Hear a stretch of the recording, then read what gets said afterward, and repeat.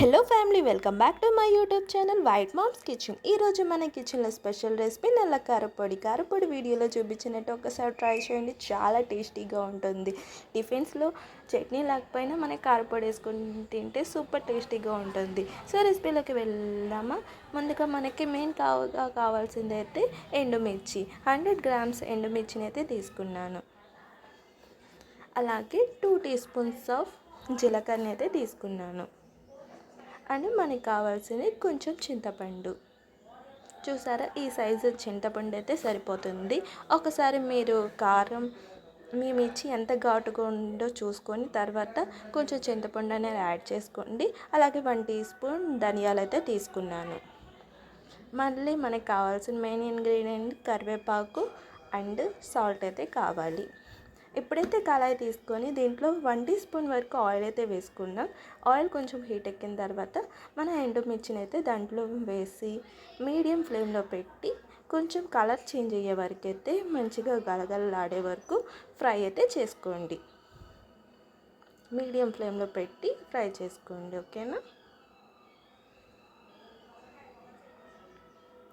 ఎండుమిర్చిని మంచిగా ఫ్రై చేసుకొని అయితే పక్కన పెట్టుకొని తర్వాత మనం అదర్ ఇంగ్రీడియంట్స్ని ఫ్రై చేసుకున్నాం. ఒకేసారి అయితే మిక్స్ చేసి ఫ్రై చేయకూడదు.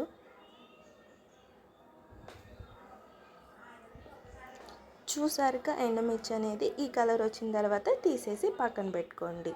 ఇప్పుడు అదే కళాయిలో మనం తీసుకున్న ధనియాలు, జీలకర్ర కూడా లైట్గా ఫ్రై అయితే చేసుకోండి. కొంచెం కలర్ చేంజ్ అయ్యే వరకు ఫ్రై చేసుకుంటే సరిపోతుంది. ఇవి మంచిగా ఫ్రై అయిన తర్వాత స్టవ్ అనేది ఆఫ్ చేసేసి దీంట్లో కొంచెం చింతపండు వేయండి. మనం తీసుకున్న చింతపండుని కూడా దాంట్లో యాడ్ చేసేయండి. స్టవ్ ఆఫ్ చేసిన తర్వాత యాడ్ చేసి ఒకసారి మిక్స్ చేసుకోండి. సాల్ట్ చూసారు కదా, మీరు సాల్ట్ అనేది ఒకసారి మనం మిక్సీలో వేసేటప్పుడు కారం అనేది ఎక్కువ ఉంటే సాల్ట్ అనేది కొంచెం యాడ్ చేసుకోవచ్చు. ఇప్పుడైతే కరివేపాకు ఒక 5 రెబ్బలు, కరివేపాకు కొంచెం ఎక్కువ తీసుకున్నా పర్వాలేదు.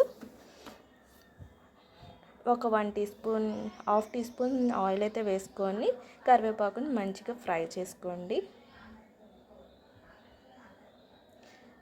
ఇప్పుడు ఇంగ్రీడియంట్స్ అన్నీ పక్కన పెట్టుకోండి. అవి మంచిగా కూల్ అయిన తర్వాత మనం మిక్సీలో వేసుకుందాం. చూసారుగా కరివేపాకు, చింతపండు, ధనియాలు, జీలకర్ర, ఉప్పు, ఎండుమిర్చి వీటిని మిక్సీ జార్లో అయితే వేసుకుందాం. అన్నీ ఒకేసారి అయితే మిక్సీ జార్లో వేసుకోకూడదు. ఫస్ట్ ఎండుమిర్చిని అయితే దాంట్లో వేసుకోండి. ఎండుమిర్చి వేసుకొని ఒక్కసారి సాల్ట్ కూడా యాడ్ చేసుకొని మిక్స్ చేయండి.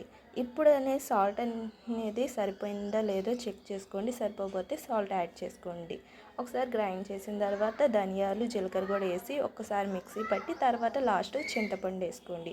చింతపండు వేసిన తర్వాత ఇప్పుడైతే కరివేపాకు వేసుకొని లాస్ట్గా ఫైన్గా చాప్ చేసుకోండి. మొత్తం అయితే ఇలాగ మనకి కచ్చా పిచ్చాగా ఉంటేనే కారపొడి అనేది టేస్టీగా ఉంటుంది.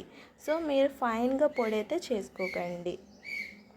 చూసారుగా, మొత్తాన్ని పొడి చేసుకున్న తర్వాత ఒక ప్లాస్టిక్ బాక్స్లో పెట్టుకొని స్టోర్ చేసుకుంటే మనకి 1 మంత్ అంటే ఇంకా ఎక్కువ రోజులే ఉంటుంది. సో మీరు కూడా ఒకసారి ట్రై చేసి ఎలా వచ్చింది నాకు కూడా కామెంట్ సెక్షన్లో చెప్పండి. So that's it friends. Thank you so much for watching my video. Please like, share, subscribe to my YouTube channel. Thank you.